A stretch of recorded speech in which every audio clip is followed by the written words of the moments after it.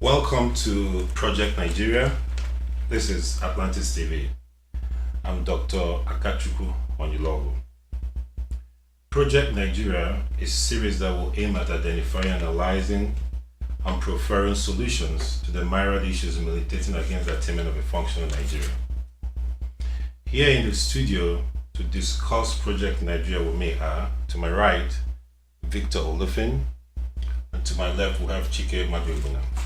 Good evening. Victor, I want to start with you. As you know, we're talking about Project Nigeria and and we want to first identify the various problems that are militating against the attainment of a functional Nigeria. What is your take on this? Well, thank you for having me on this program. I think it's a very, very lofty idea.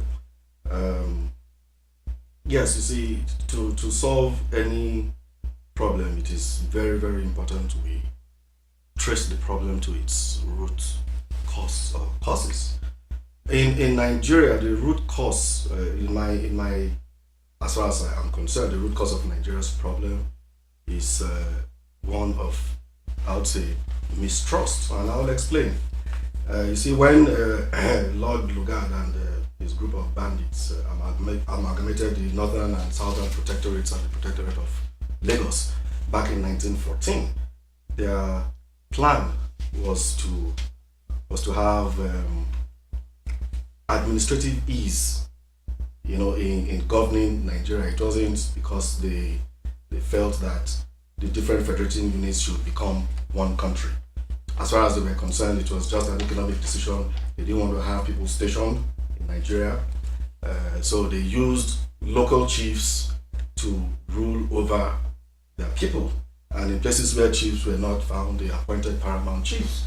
Now you see, once they did that, that gave birth to the doctrine of indirect rule, which by its own very definition or nature cannot work unless you sow the seeds of discord or mistrust amongst the people that you are ruling. And that is exactly what they did. They pitted the different leaders from the different sections in the country against each other, and they pitted the community chiefs against their own people. And that trend went on even until independence. When they handed over, when they gave Nigeria independence, there was no thought whatsoever as to how Nigeria would survive as a country. So instead, what they did was hand over power to those they thought they could still have control over. And sorry, if I may come in here, are you trying to say that the British, in bringing together this, in costing about this amalgamation, only had their own interest? Oh, absolutely. At heart. They didn't really care the direction Nigeria was going to go. You were just a source of raw materials, cheap raw materials, including labor and the agricultural produce. They didn't care for you and I. You were just an outpost that they wanted to govern and bleed dry of natural resources.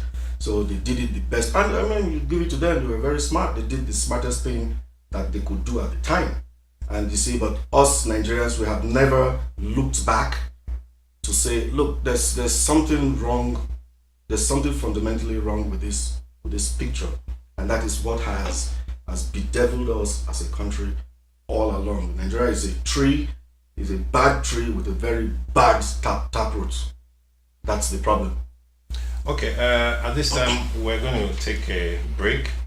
When we come back, we will continue with Project Nigeria.